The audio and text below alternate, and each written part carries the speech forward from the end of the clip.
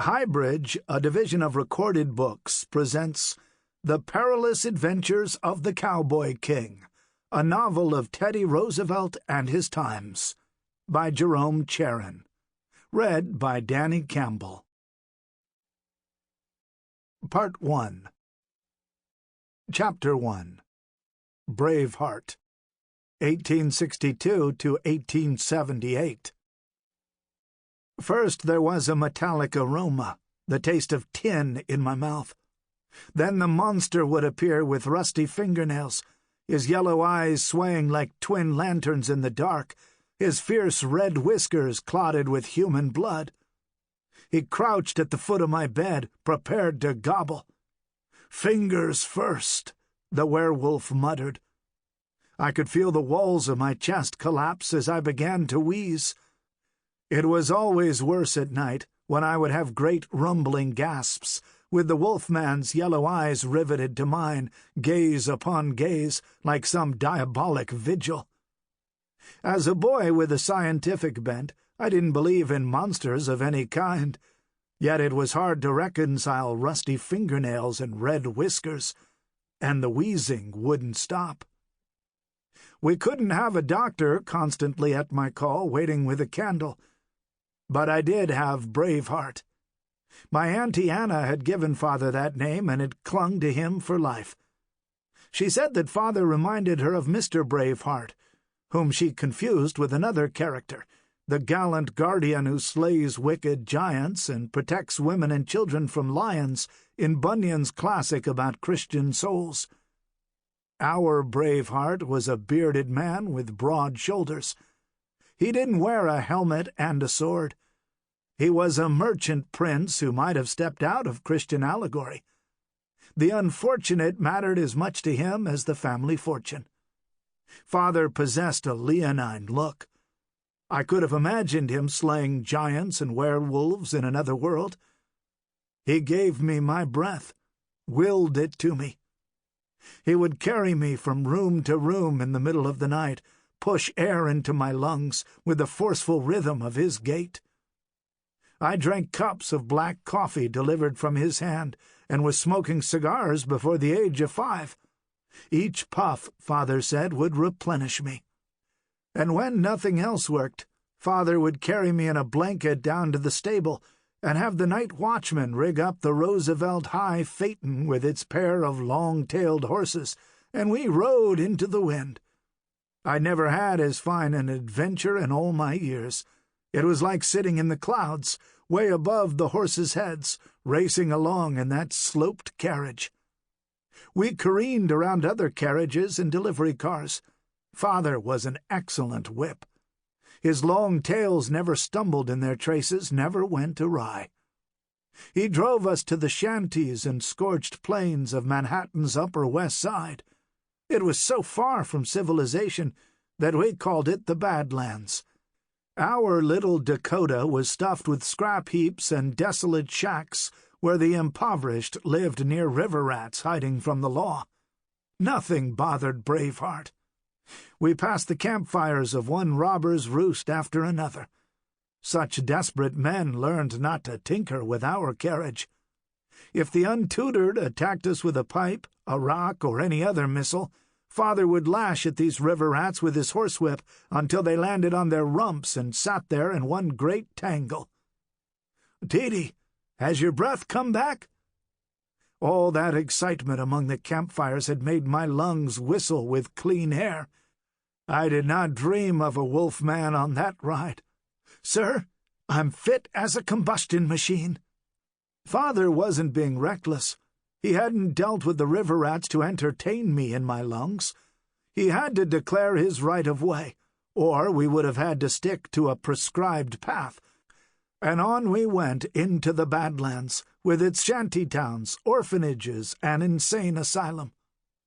He liked to wear his linen duster on these long treks. It had very wide pockets, and he'd always stop in his traces whenever he found an abandoned kitten on the road. He'd hop down from the carriage, scoop up the kitten, and stuff it into his pocket.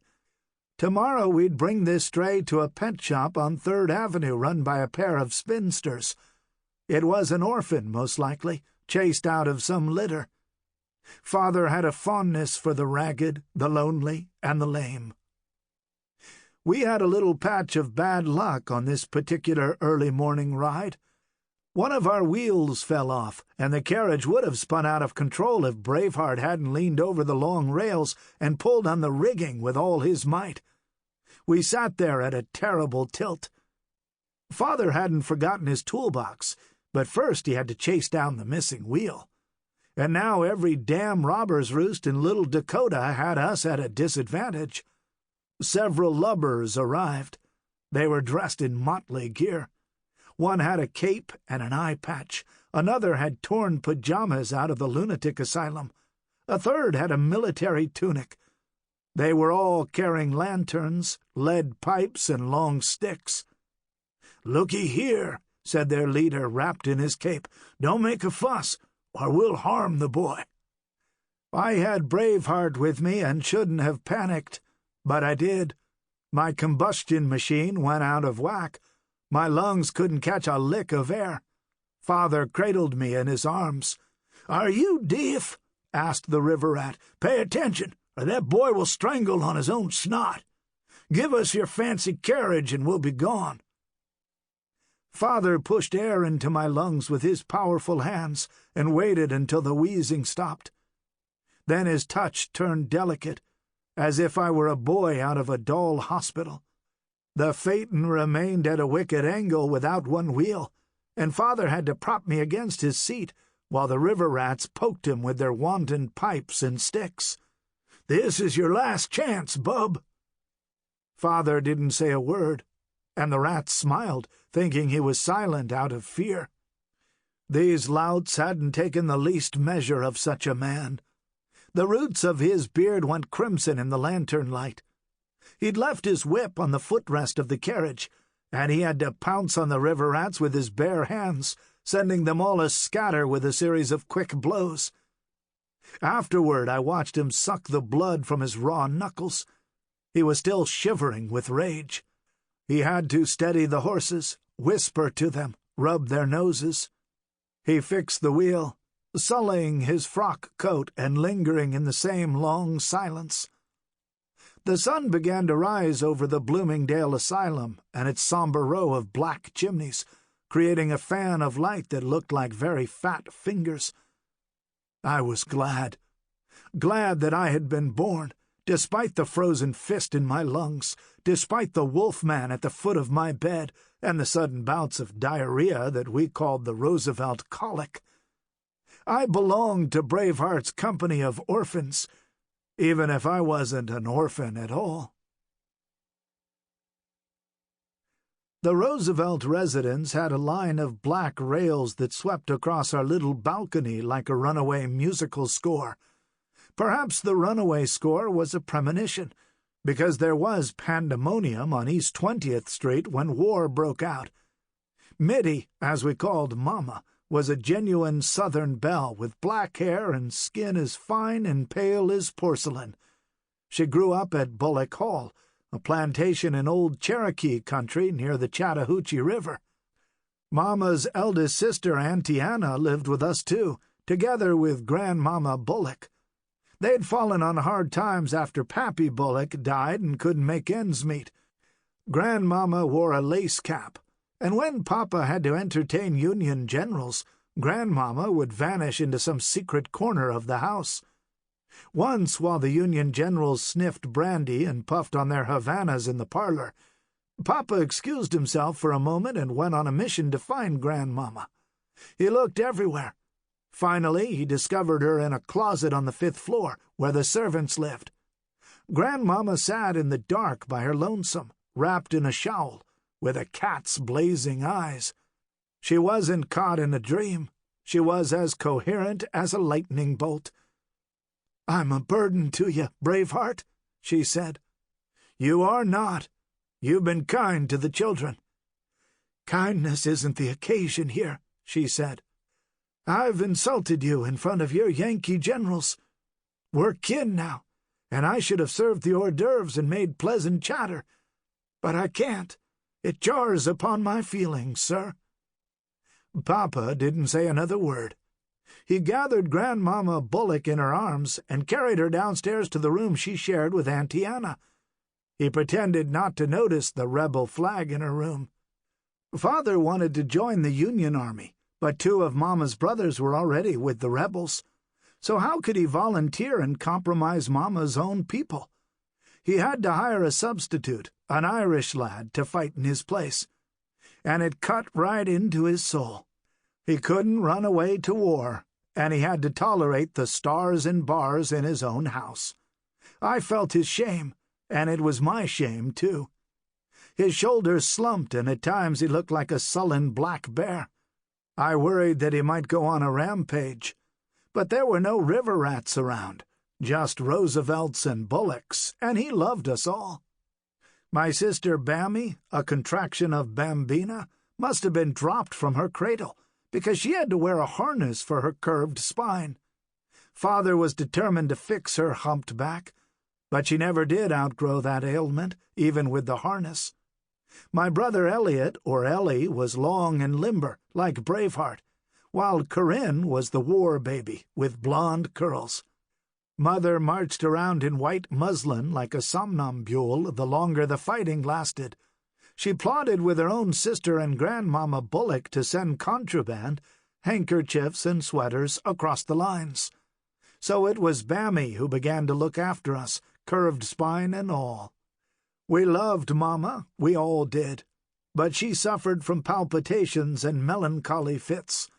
Papa was passionate about her from the moment they met. He bought her trinkets and babied her. He'd laugh and call Mama his 5th child, whereas Bammy was more of a mother to us by the time she was 10. Grandmama Bullock died one afternoon in the middle of a sentence about Yankee pilferers and pirates. Mama and Auntie Anna both fell into a profound despair. Meanwhile, Bammy had to boss the servants around and scrutinize the butcher bills after Braveheart finally went to war, in his own fashion. Father became an allotment commissioner, you see. Sutlers had taken advantage of Union soldiers, getting them to buy whiskey at astronomical prices, so they didn't have a penny in their pockets. The Sutlers were an army unto themselves. Half of them wore the Union blue, borrowed from the War Department with extravagant bribes. The other half looked like undertakers, mean and malicious in their black frocks and cavalrymen's boots, several with sabers at their side. After Father was appointed a commissioner by President Lincoln himself, he traveled from camp to camp in the dark of winter, chasing after the Sutlers and convincing new recruits to send money home to their families. The Sutlers fought back, surrounding Father at one encampment, attacking him with their sabers, and he had to whack at them with a loose board from a picket fence until the sabers flew into the wind. He'd return home with frost-bitten hands and feet, his collar clotted with blood. It was Bammy who nursed him, rubbing Father in hot baths until all the numbness and clots of blood disappeared. But while he was away, Bammy watched over us. She'd inherited Father's broad shoulders. The servants were terrified of her masculine hair. The hump on her back couldn't diminish her. She had a swarthy complexion, like an Arabian prince. I called her our own little Atlas, who carried the weight of the Roosevelt clan on her crooked back. "Teedy, you haven't done your breathing exercises. Papa will be disappointed in both of us." "But Papa let me smoke a cigar," I muttered in my defense. "You're 7 years old. You can't strut around like a Mississippi gambler." She'd dress Corinne, comb Elliot's hair, and attend to Mama, who was more and more of a recluse after Sherman's men broke through Bullock Hall on their march to the sea and robbed every pot and pan and picture from the walls. Bammy had to treat her like a delinquent child. "Mother, if you won't eat, I'll have to force food down your gullet like a stranded chick." "I declare," Mitty said, "you shouldn't talk to your mother in that tone of voice. I'm far from stranded. I'm in mourning, child." "Well, then mourn with a full mouth."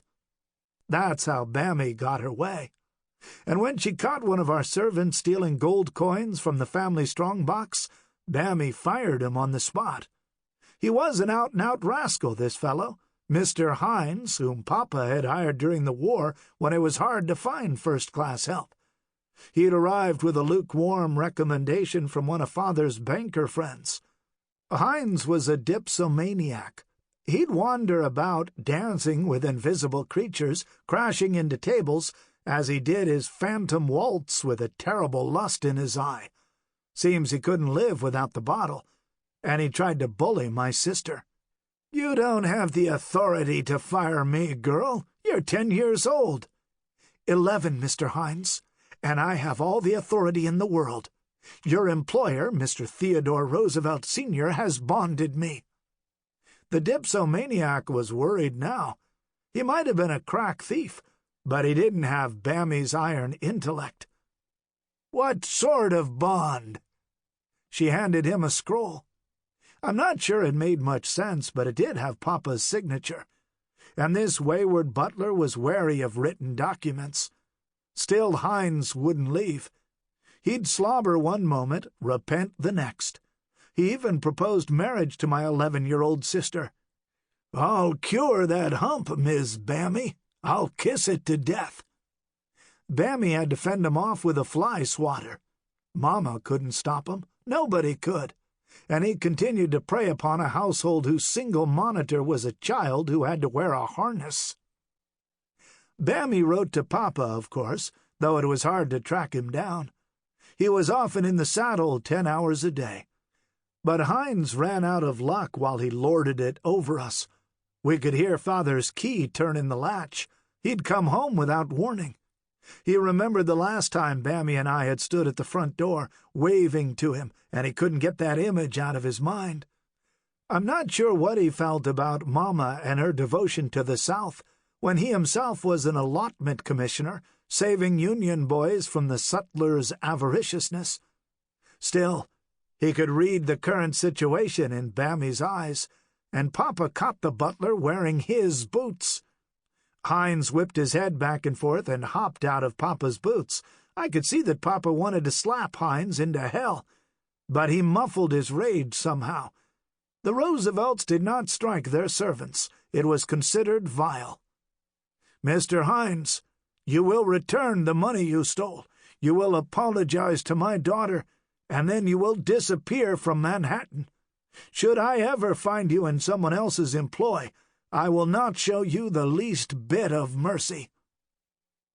Hines was no better than the sutlers, taking advantage of us like that, proposing marriage to an 11-year-old girl. Father was a pinch away from throttling him. So Hines repaid every last dollar and had to leave without a red cent.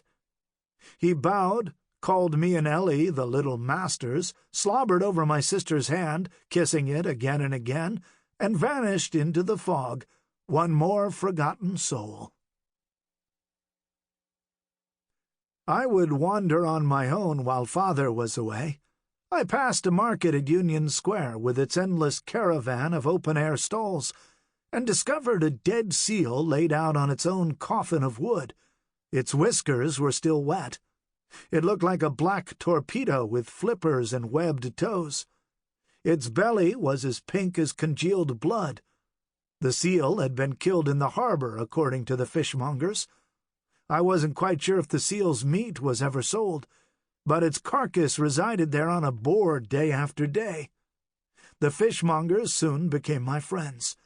They said that the seal had been put there as a kind of circus attraction to draw customers into the market.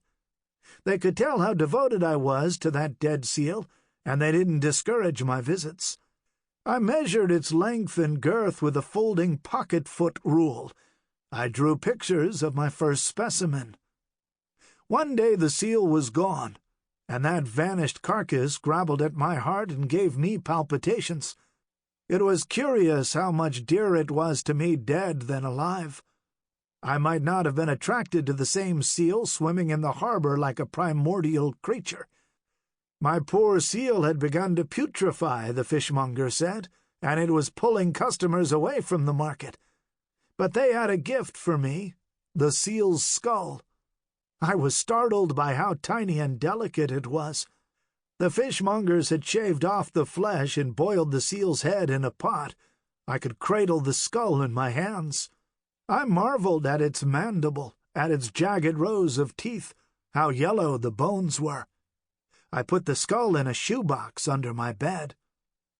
I'd become a zoologist before I was 7. I started the Theodore Roosevelt Museum of Natural History in my room, collecting whatever specimens I could, snails and birds and the carcasses of chipmunks. My museum stank up the house, our chambermaid said, and after she refused to clean my quarters, the entire collection was relocated to a storage bin in the back hall. Bammy was rather neutral about my endeavors, though she never discouraged me. She was much too busy hiding Mother's near-criminal devotion to Jeff Davis and the Stars and Bars and having to deal with the household budget. She barely had a minute to herself. Given her bewilderment over Mother's peccadillos, large and little, it was Father who took delight in my studies. He'd return from a visit to the camps with his frozen feet and watch me stooped over the seal's skull, squirrel bones, and other little treasures in the back hall. I'd outgrown that original storage bin, and Braveheart bequeathed me another. He scrutinized all the notes I had kept and stared into my eyes. "Dee, what do you want to be when you grow up?" "A scientist," I said without a lick of hesitation. "You'll be poor as a church mouse," he said. "And you'll have to economize. Bammy will watch over all your bills. But I've made enough, son, to keep you afloat. If you're a scientist, a real scientist, you can't turn into a dilettante. I won't allow that." "Father, I'll be as serious can be. I'm 7 years old." Braveheart smiled behind the little strands of gray in his beard. "Ah, I nearly forgot." In the spring we went out into the wild garden in our backyard, with its lone cow and family of peacocks with clipped feathers, and we listened to bird calls. I would warble the different tones and mating calls. I'd become a master of bird song. Sound was everything to me. I could shut my eyes and gather myself into a competing symphony of songs. "Papa, that's our blue jay."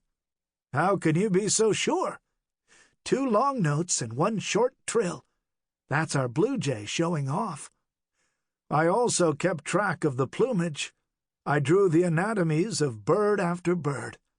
Father found me a box of pastels with every color in creation, pastels that had come from an ornithologist's private studio, and even those colors weren't enough. Nature was far more various than human desire and human will.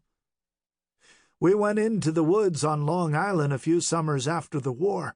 I mimicked every bird call. "Dee, you're a darn magician." "No, Papa, I'm a scientist. I trained my ear." Later, Father would let me study with a taxidermist, and I went everywhere with a supply of arsenical soap to preserve the skin of whatever creature I mounted. I had a special toothbrush that I kept in my kit. But the maid was careless, and she mixed up all my toothbrushes, so, like a country doctor, I had to keep my own taxidermist's bag. But no matter how successful I was with my mounts, I couldn't control the marks of woe on my father's face. "Son, you'll have to make your body just like you've been making your mind," he said, looking at my pitiful arms and legs. It was Bammy who had to fight off the hooligans in our backyard. A bloody nose was bad enough, but I didn't want to lose the sketches in my notebooks to some young highwayman on the prowl. So Father installed a gymnasium in our mezzanine. I exercised with Elliot sometimes and sometimes alone. Ellie was taller and had much more of a natural build, but I had to labor over every little band of muscle. I had my first shotgun when I was 13, a silver-plated piece of French design. Ellie was a much better shot, while I had to squint at every target. That's when I realized how nearsighted I was. Papa furnished me with a pair of spectacles that were like metallic peepers. A new landscape unfolded like a miraculous fan. For the first time, the very first, I could peer through a blurry void and distinguish light and line. I could do all my anatomical drawings inside my head, and I discovered even more colors. It was like staring at the splendor of a peacock's tail and picking at an array of feathers. Real feathers, not imagined ones. Father wouldn't allow me to fall into a taxidermist's funk, where all I could think about were my specimens and Zeus, my pet garter snake. I had to accompany him to the newsboys' lodging house, a sandstone castle on West 18th Street. He'd built this lodging house with his own hands, had worked with the stonemasons, had supplied the glass. He'd sup with these boys in his silk cravat and tails, and I supped with them too, with my pet snake in my pocket. I witnessed every spoonful, while I had a trace of arsenic on my shelves from my little taxidermy shop at home. The lodging house had its own night watchman, who was also caretaker, banker, and part-time cook. His name was Quentin Moss. Papa had hired Quent and vouched for him. Quent might have been an ex-prizefighter or a jailbird, but he'd come fully bonded by my father, and nothing else mattered. He kept the newsboys' receipts, doled out petty cash, filled their bellies, and attended to their wounds. They were often pounced upon by street gangs, with the encouragement of the police. Newsies kept arriving out of the lampless night. They were a pitiful lot, their pockets weighted down or ripped from their pants, their shoes in a shamble, their faces bloodied from some recent attack. Father had noticed that dilemma before I was ever born. He knew no legislation in the world could help these boys, not the commissioners and the judges who belonged to some political boss or corrupt administration. These were orphans and runaways who couldn't be schooled, and would have ended up in an asylum until they were vacant, soulless vessels. And so Father kept his foundlings in this sandstone castle, where they could be sheltered and fed, and have their own primitive bank accounts. Father had 6 generations of Roosevelts at his rear, bankers and traders in glass, and he took nothing for granted. The Roosevelts had arrived in Manhattan as pig farmers, and Father never forgot the smell of manure that clung to the family name. He was a burly man who had helped found the Metropolitan Museum of Art and the Museum of Natural History with that financial pirate, Mr. Pierpont Morgan. But his charities, it seemed to me, captured more of him than the culture of Manhattan ever could. That's why he was here at this lodging house. I must have been 15 at the time, struggling with my tutor to learn Greek, desperate to read Philoctetes, about a hunter with a festering foot. Somehow that hunter on his uninhabited island, abandoned by his fellow warriors, appealed to me. No man lives here. I am but a skein of smoke. And after a severe attack of asthma, when I must have moaned like Philoctetes, I said to Papa with all the severity of a 15-year-old snob, "Father, not one of these boys will ever sit for Harvard's entrance exams." A rage built up in Braveheart. He turned root red, and for a moment I feared he would strike me. But he calmed himself and caressed my ear. "They are better hunters than you are. They've been hunting all their lives. And perhaps the industrious ones, the clever ones, will own a newsstand. I've financed as many boys as I can, and others will pick up grammar and become reporters or runners at police court. But you mustn't flaunt your privilege, Teedy." I've been plagued by his words ever since, and perhaps that's why I have striven so much, even if I often wasn't aware of what I was striving for. We moved into a mansion on West 57th Street with a half-mile of mullioned windows right at the border of the Badlands, and Father rented a summer house in Oyster Bay on Long Island's North Shore. He called it Tranquility. It had white columns and a veranda that must have reminded Mitty of Bullock Hall. Braveheart wanted to soothe my mother, but she was beyond soothing. She'd Sample complete. Ready to continue?